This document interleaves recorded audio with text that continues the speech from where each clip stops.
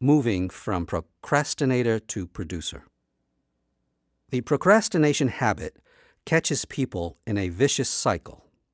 First, you get overwhelmed, you feel pressured, you fear failure, try harder, work longer, feel resentful, lose motivation, and then procrastinate. The cycle starts with the pressure of being overwhelmed and ends with an attempt to escape through procrastination. As long as you're caught in the cycle, there's no escape. You can't even enjoy the recuperative and creative benefits of guilt-free leisure time. Suddenly, any time spent on play, and even time spent on more enjoyable work, feels like an uneasy shirking from what you should be doing. By negatively affecting the way you think and feel about work and your chances for success, procrastination becomes a part of your identity. Instead, with the now habit, you can cultivate the ability to put aside the fear of failure, the terror of feeling overwhelmed and low self-esteem, and instead focus your mind on what you can start on now. The skills and strategies of the Now Habit program will let you think of yourself as a producer, feel like a producer, and act like a producer. A new definition of procrastination. Dozens of books offer pop psychology theories about why people procrastinate. They encourage, unfortunately, self-criticism by giving you additional negative labels, and they imply that you're lazy by making greater demands for discipline and organization. But there's a big difference between just diagnosing what's wrong and providing a system that enables you to correct it. People who have been procrastinating for years on major life goals are already pretty good at self-criticism. What they need are positive, practical techniques for getting beyond the stumbling blocks and onto achieving their goals.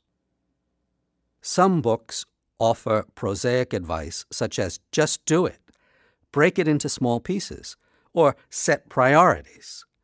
You already know this. You've heard the advice, you have the knowledge, you may even have paid dearly for it. But this kind of advice isn't helpful because it misses the point. You would do these things if you could do them. If it were that simple. People don't procrastinate just to be ornery or because they're irrational. We procrastinate because it makes sense, given how vulnerable we feel to criticism, failure, and our own perfectionism.